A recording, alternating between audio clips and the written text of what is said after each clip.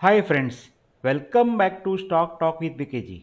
इस बार हमने मोमेंटम स्टॉक आइडियाज़ पर चर्चा करने के लिए दो स्टॉक चुने हैं, प्रीमियर एक्सप्लोसिव लिमिटेड और Tata steel limited.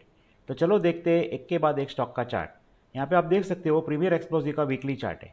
Premiere explosive ने जनवरी 2018 में 536 के भाव से अपना डाउनफॉल स्टार्ट किया।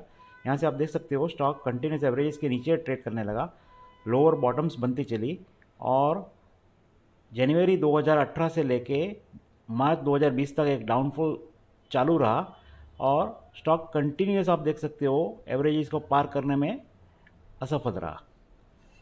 मार्च 2020 में 56.50 का एक लो बना, उसके बाद थोड़ी सी बाइंग आई, हायर बॉटम्स बनी और स्टॉक में एक अपमूव दिखाई दिया और एवरेजेस को पार करने की कोशिश की। लेकिन आप यहाँ से देख सकते हो अगस्त 2020 से लेके यहाँ तक जून 21 तक स्टॉक एवरेजेस के आजू बाजू ही ट्रेड करते रहा, लेकिन कंटिन्यूस हायर बॉटम्स बनती चली। स्टॉक में आप वॉल्यूम्स भी देख रहे हो। इसके बाद स्टॉक में वापस एक वॉल्यूम के साथ एक अच्छी खासी बाइंग आई और स्टॉक ने अक्टूबर 2021 में 287 का हाई बनाया। तो यहाँ से एक राइज, एक्यूमुलेशन, वापस राइज और वापस एक एक्यूमुलेशन।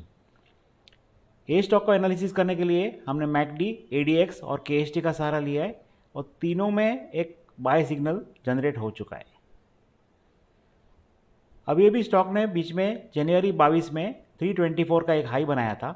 यहाँ पे आप देख सकते हो ये वीकली चार्ट से, वीकली प्राइस बार है, वीकली वॉल्यूम बार से कंटिन्यूस स्टॉक में वॉल्यूम हो रहा है। अभी अभी स्टॉक ने पूरा ये जनवरी 2018 से लेके मार्च 22 का पूरा ये जो ट्रेंड लाइन है, पूरा जो पैटर्न है, उसका एक ब्रेकआउट दिया है। 341 का एक नया हाई बनाया है जो अगले हाई से ऊपर है। तो इंडिकेटर्स का इंडिकेशन और ये पूरा ये हायर बॉटम्स के बाद ये एक्यूमुलेशन के बाद जो ब्रेकआउट सपोर्टेड बाय वॉल्यूम, वो देख के हमें लगता है कि आने वाले दिनों में ये स्टॉक आगे बढ़ेगा। तो प्रीमियर एक्सप्लोसिव लिमिटेड, जिसका करंट मार्केट प्राइस 334 है, उसका आने वाले दिनों में टारगेट 525 और 650 आ सकता है। और अगर ये स्टॉक बीच में नीचे आता है, उसका बाय एरिया है 315, 299, 286, 273, 265 और ए ट्रेड में 240 का स्टॉप लॉस रखना ज़रूरी है। तो ये है आज का अगला और आखिरी स्टॉक, टाटा स्टील का वीकली चार्ट। ये टाटा स्टील ने सितंबर 2020 में 343 का भाव से अपना अपमूव स्टार्ट किया। स्टॉक एवरेज के ऊपर ट्रेड करने लगा, हायर बॉटम्स बनती चले, हायर टॉप्स बनते चले। स्टॉक कंटिन्यूस अप ट्रेंड में ट्रेड करके अगस्त 21 में 1535 का एक नया हाई बनाया। आप कंटिन्यूस देख सकते हो स्टॉक कंटिन्यूस एवरेजेस का सपोर्ट लिया। यहाँ पे भी जो करेक्शन आया उस पर भी आप लास्ट एवरेजेस का आज तक सपोर्ट लेते हुए बाउंस देते रहे। अभी अभी स्टॉक में कंटिन्यूस आप देख सकते हो कि ग्रीन कैंडल्स दिखाई दे रही है बाउंसिस में। तो ये सजेस्ट कर रहा है कि स्टॉक में अभी भी एक बाइंग इंटरेस्ट बना हुआ है। स्टॉक में एक अच्छे राइज के साथ एक मामूली सा करेक्शन आया, एक कंसोलिडेशन जोन हुआ। ये वीकली चार्ट है, ये वीकली प्राइस बार है, ये वीकली वॉल्यूम बार है और आप देख सकते हो अच्छे खासे वॉल्यूम के साथ स्टॉक ने अभी अच्छा खासा एक 1328 का एक हाई बनाया जो अगले हाई से ऊपर है और स्टॉक ने एवरेजेस के ऊपर बंद दे दिए। ये स्टॉक को एनालिसिस करने के लिए हमने डिमांड इंडेक्स, एडीएक्स और केएसटी का सहारा लिया है। तीनों में एक प्राइमरी इंडिकेशन मिल रहा है कि स्टॉक एक अपमूव की तैयारी कर चुका है।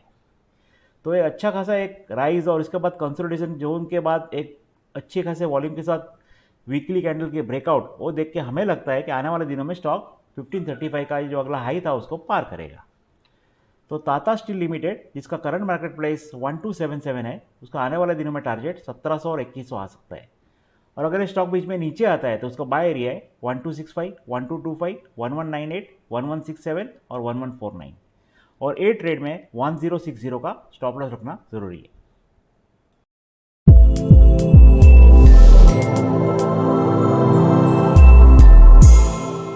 Investment in the securities market are subject to market risks. Read all the related documents carefully before investing. We, Venture Securities Limited, SEBI registration number, INH 0000001634, its analysts and associates with regard to this video hereby solemnly declare and disclose that we do not have any financial interest of any nature in the company. We do not individually or collectively hold 1% or more of the securities of the company. We do not have any other material conflict of interest in the company. We do not act as a market maker in securities of the company. We do not have any directorships or other material relationships with the company. We do not have any personal interests in the securities of the company. We do not have any past significant relationships with the company such as investment banking or other advisory assignments or intermediary relationships. We are not responsible for the risk associated with the investment or disinvestment decision made.